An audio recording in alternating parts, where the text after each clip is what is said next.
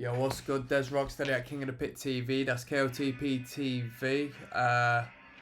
Yo, sorry about that, people. I'm going to do a little overview, a little review of Hawthorne Heights' record 2004. It was put out, The Silence in Black and White. So, first and foremost, I've done a reaction to each and every single one of these tracks. If you haven't seen them, they should be out by now. If not, I don't know why, because this is set to go out after, to be fair with you. If not, check out the Patreon. This record, in particular, a couple of tunes off of this record were big, big in the community I participated in back in my teenage years. So by default, the record is quite powerful because it's symbolic of a community of people that don't necessarily exist no more. It was a brief period that was over and out, and it was ridiculed even by the people who existed within the circuit. Now, I'm not speaking on emo in particular because it will always exist but manifest itself in different ways. But it was a particular time, you know, where hardcore became hexy. You had your scene kids, you had your brutal heads, and so on and so forth, and everybody sort of came together. I think MySpace did a great job of, pulling all the alternate communities together and having themselves coerce themselves in this big jumble of outsider experience, really. But yeah, I used to go out on weekends and stuff and meet up with a hell of a lot of people who were involved in this style of music, a lot of emos, a lot of scene people, and so on and so forth. Now, I didn't necessarily take this route, although I had a couple of Hawthorne Heights numbers on my iPod and that, including Ohio is for Lovers, obviously. I got that straight off of LimeWire, not by intention, but just, I don't know how I ended up finding these bands on LimeWire. I think I must have just like gone on YouTube or something and come across them and just ended up searching them on LimeWire and downloading whatever the first one that came up was, something like that.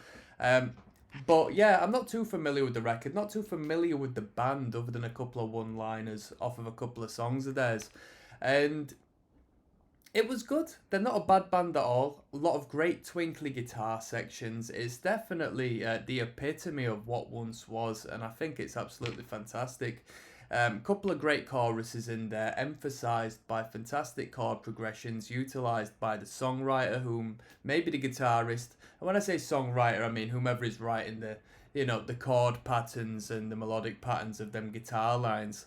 The harsh vocals I could possibly do without, but it was a sign at the time, so I'll give them that. In this record, I hear a lot of emo. I hear a slight bit of pop punk. Hear a little bit of metalcore, that popular metalcore at the time, like Atreyu and so forth. Heard a little bit of that. Some great overdriven lead guitars as well, that sort of show up from time to time on the record. Yeah, really good. A lot of songs about heartbreak, depressive themes, and it spoke to a lot of kids back then. It definitely took off. It took off with both the young girls and the boys at the time. So, they sort of hit both markets with that. I don't know if they ever came over and toured and stuff. I never heard of anybody going and seeing Hawthorne Heights back in the day. But I guess that's a story for another time and a little bit of a research video. I don't necessarily have any favourite tunes on the record. Some were better than others. I liked The Transition, that was good. I liked Silver Bullet, that was good.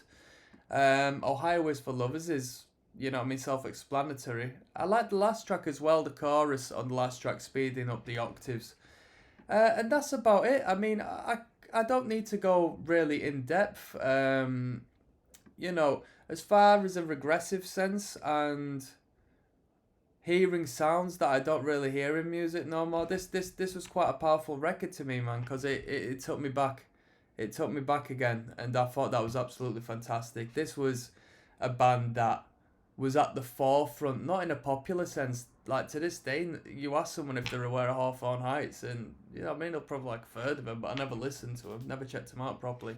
They didn't sort of stand the test of time, in my opinion, like some of their, I guess as far as scene is concerned, not many bands stood the test of time. You see Broken Side nowadays, but I digress. It was a great record. I enjoyed it a lot. I'm more than happy to go into the other record, if not for you lot, for my own sake, to be honest, so I can continue on.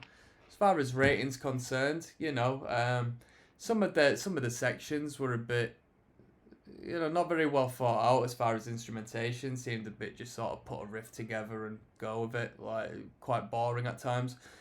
Vocal melodies were good. Harsh vocals, I don't think too much. Probably better without the harsh vocals, or at least reducing them by half.